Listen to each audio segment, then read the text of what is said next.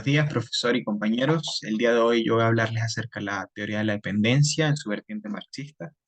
La teoría en los años 70 en América Latina como una respuesta que intenta explicar el fracaso del modelo de desarrollo industrial que se había llevado a cabo en la región durante las décadas anteriores. Esencialmente, la teoría de la dependencia marxista recoge muchos elementos propios de la teoría de la dependencia anterior, hasta con el estructuralismo y asociado a figuras como Raúl Prebisch, pero introduce el marxismo como un nuevo elemento que es explicativo para la situación de subdesarrollo de los países de la región. En contexto, tenemos el primer texto, el de El desarrollo del subdesarrollo de André Gunder Frank.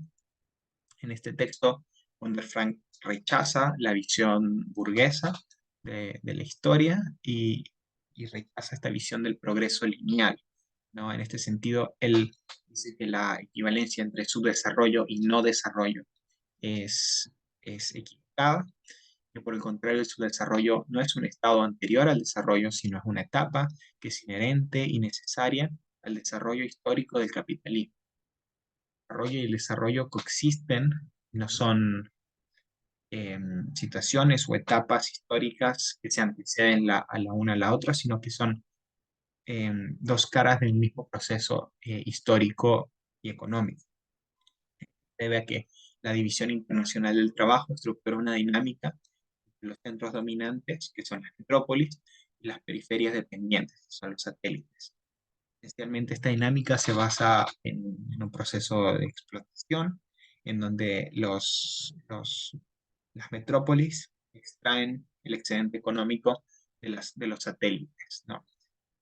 Aquí, bueno, hay una asociación bien clara con respecto a la teoría de la plusvalía de Marx, ¿no? Bajo esta perspectiva, ¿cómo se puede lograr el desarrollo? Y bueno, Gunder Frank rechaza las tesis del desarrollo clásicas. Él dice que el subdesarrollo no se debe a instituciones tradicionales y arcaicas, y la modernización de estas instituciones no es suficiente para lograr el desarrollo, que por el contrario estas instituciones también se han desarrollado bajo lógicas que se configuran y que son paralelas al desarrollo histórico del capitalismo.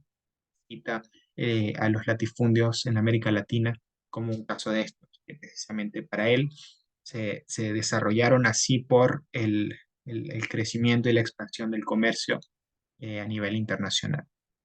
Y por el contrario, él dice que para lograr el desarrollo es necesaria una cierta emancipación y autonomía con respecto al sistema y a las estructuras internacionales económicas. Cita Japón como, o sea, la Japón de fines del siglo XIX como un ejemplo de cómo este distanciamiento y cómo esta lejanía con respecto a las estructuras económicas internacionales es algo que posibilita el desarrollo económico y el proceso de industrialización. Siguiendo con otro autor propio de la teoría de la dependencia, tenemos a Teónio dos Santos, quien tiene muchas similitudes con Gunder Frank, pero también algunas diferencias. Él parte haciendo una definición de la dependencia que es mucho más clara y que tiene algunos rasgos similares con Gunder Frank. Él dice que la dependencia es una situación histórica que configura una cierta estructura de la economía mundial, la cual favorece a algunos países en detrimento de otros. Determina las posibilidades de desarrollo de las economías internas, constituyéndolas como realidades económicas, económico-sociales. Esencialmente, podemos ver aquí que hay un continuo en que la dependencia se forma como un rasgo eh, particular del desarrollo histórico del capitalismo, pero que constituye en los países eh, situaciones y restricciones internas bien potentes, ¿no? Creo que esto es lo más relevante respecto a Dos Santos y la distinción que se puede hacer con respecto a Gunder Frank. Él, él no establece la dependencia como un factor externo, un factor tan externo como interno. Esto se debe a la importancia que las estructuras internas tienen en la perpetuación de la dependencia.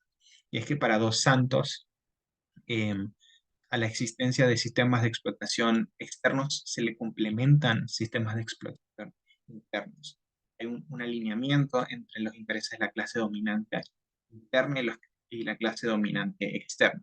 Por lo tanto, la dependencia no se configura solamente en relación a estructuras económicas internacionales, sino a estructuras económicas y sociales internas que se perpetúan por intereses eh, bajo la clase dominante. Esta acción no basta con romper lazos con la estructura económica internacional, eso solamente generaría caos, sino es necesario también reformar y reestructurar el sistema productivo y las estructuras económicas y sociales internas. Otro rasgo valioso de Dos Santos es la caracterización de la nueva dependencia, es decir, de cómo funcionaba la dependencia en los años 70, a partir del proceso de industrialización. Y él establece tres factores para explicar los mecanismos de la dependencia y bueno, el primero es eh, que el proceso de industrialización, el desarrollo industrial dependía fuertemente de las divisas que llegaban provenientes del sector exportador, lo cual mantenía a sectores oligárquicos y sectores de la élite tradicional muy fuertes política, económica y socialmente. Y también esta dependencia eh, hacía que la industrialización estuviese condicionada por las fluctuaciones en la balanza de pagos. Muchas veces tenía términos negativos también por la depreciación de las exportaciones o el deterioro de los términos de intercambio. Por último, el monopolio tecnológico que poseían los países centrales, o sea, los países dominantes y desarrollados, afectaba directamente a las capacidades que tenían los países de desarrollar bueno, de desarrollarse a sí mismos y tener una política económica más autónoma, más independiente. Eso es esencialmente algunos de los postulados de la teoría de la dependencia. Y en este último texto de Tony Smith, precisamente realiza una crítica de un elemento propio de la teoría de la dependencia, que se acerca principalmente a los rasgos metodológicos e historiográficos de la teoría de la dependencia. Él no critica directamente a Dos Santos y sí critica un poco a Gunnar Frank, pero es una crítica general a la teoría de la dependencia o a algunos de los autores de la teoría de la dependencia. Y las críticas son dos: la exaltación de lo general y la destrucción de lo particular y la ausencia del Estado.